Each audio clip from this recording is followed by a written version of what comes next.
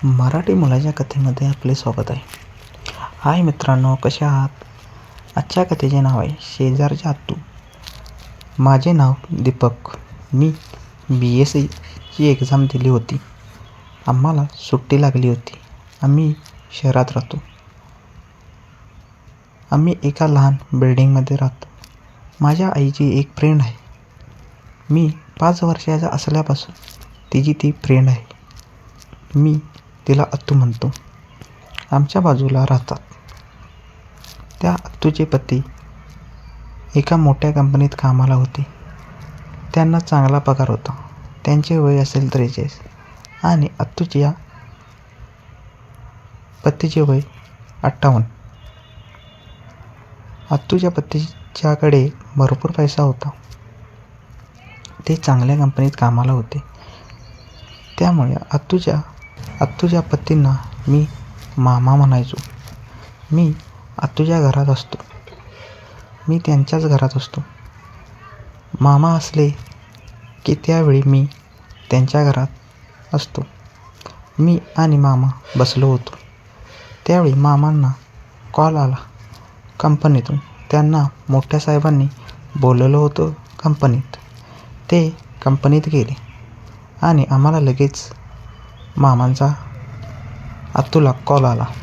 मामा बोलले, अत्तूला बदली झाली आहे म्हणून सांगितले. अत्तूने विचारलं, कोठे? तर मामा बोलले की पुणे. अत्तू घरात आईला सांगायला आली. त्या दोघी बोलत होत्या. जरा दोघींच्या डोळ्यात पाणी आले होते.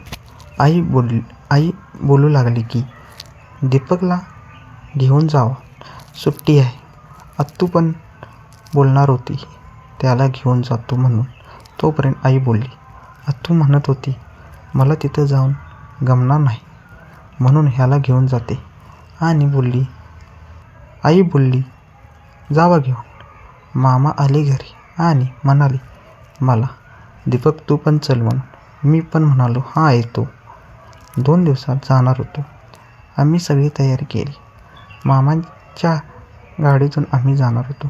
एक ट्रक बोलवला होता सगळे साहित्य घेऊन जायला. त्या ट्रकमध्ये सगळं सामान बसवले होते. खरं एक मोठा बॉक्स होता आणि एक TV होता साधा. बारीक साहित्य त्या गाडीच्या डिकीत ठेवले होते. TV मागे ठेवला होता.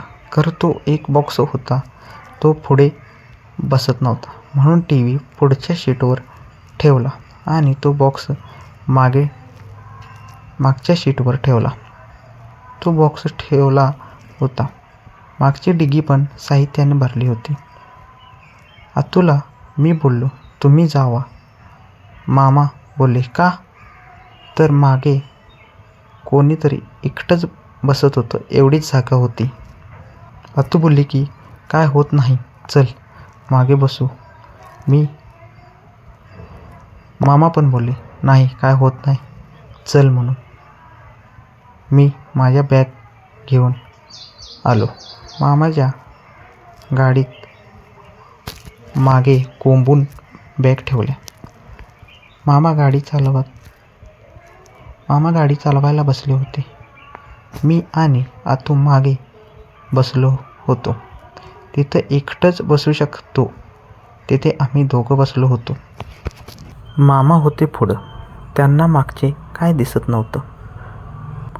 पुढं TV वर पण साहित्य होतं आणि मागे बॉक्सवर पण साहित्य होतं. त्यावर पण साहित्य होतं. त्यात माझ्या बॅग होत्या. मागची डिगी पण भरली होती. मी आणि अत्तू बसलो होतो.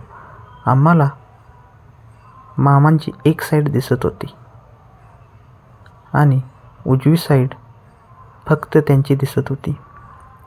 मी आणि अत्तू नीट बसलो नव्हतो. 10 मिनिटे गाडी चालू होऊन झाली होती. अत्तू बोलली की दीपक बाळ, इथं अवघडलं आहे, तू माझ्या मांडीवर बस. मी म्हणालो, नको तुम्ही बसा असं म्हणालो. अत्तू काय ऐकत नव्हते. मी म्हणालो, तुम्ही बसा आधी मग मी बसतो असं म्हणालो. ती माझ्या मांडीवर बसली. आम्ही दुपारी 4ला निघलो होतो.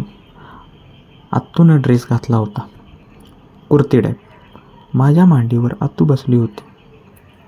थोड्या वेळानं गाडी घाटात जाऊ लागली. तशी गाडी हलू लागली. हलून हलून आत्तू माझ्या नीट मांडीवर बसली. ती माझ्या मांड्यांच्या मध्ये बसली होती. माझा प्रेम जागा झाला. तो जरा जास्तच आगाऊपणा करू लागला. ते आत्तूला ओळखलं. आत्तू मागे सरकून मला चिटकून मला बोलली, तू आता बारका नाहीस, म्हणून तू माझ्या मांडीवर बस, असं म्हणू लागली. तर मी बोललो, काय नाही होत. तर मामा बोलले की गाडी थांबवू काय? तर आत्तू बोलली की नको, चला लवकर. मामा पुढं बघत चालवत होते. मला आईचा कॉल आला. तो मोबाईल वाजला. आत्तूला बोललो, उठ म्हणून. आत्तू उठली. मी मोबाईल काढला. आत्तू बरोबर तू ला म्हणालो, बस म्हणून. आत्तू बरोबर माझ्या प्रेमावर बसली. आत्तूची प्रेमिका पण नीट घेत होती. आई माझ्याबरोबर बोलली. आत्तूने मोबाईल माझ्या हातातून काढून घेतला. आत्तू बोलली आईला गेल्यावर करते कॉल म्हणून, आणि ठेवला. आत्तूची प्रेमिका जागा करत होती. मी धाडस करून प्रेमिकाच्या हात फिरवू लागलो. तशी आत्तूच्या तोंडातून आवाज आला, आह म्हणून. तशी मामा म्हणाले, काय झालं, गाडी थांबू का? तर आत्तू बोली, लवकर चला, थांबू नका. तसे ते गाडीकडे लक्ष दिले. आत्तूनं माझी पॅन्ट काढली. तिने कुर्तीच्या खाली पॅन्ट घातली होती, ती तिने काढली.